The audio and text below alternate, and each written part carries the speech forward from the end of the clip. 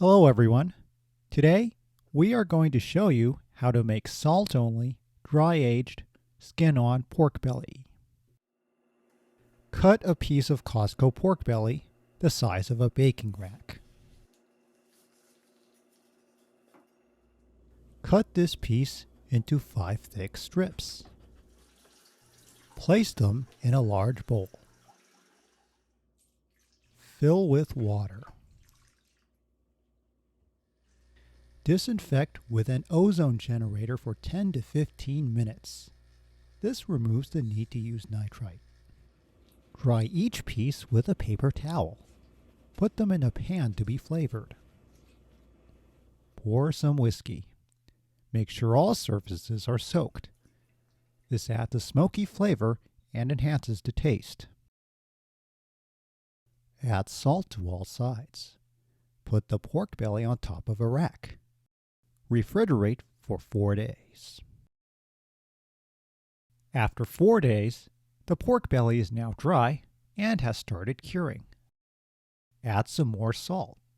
Put back in the refrigerator for 4 more days. After the next 4 days, the meat is now dried and cured. You can now store them in a plastic bag. Now, let's cook the cured pork. Boil 3 cups of water. Heat pork belly and ginger with the boiled water for about a half hour.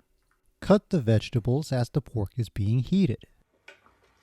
Put the pork on a plate after heating. Boil the daikon radish for 8 minutes.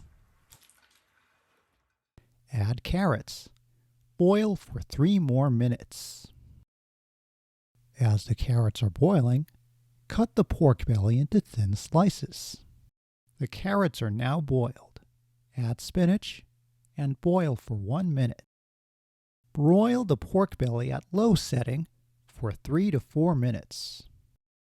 You can now enjoy this meal.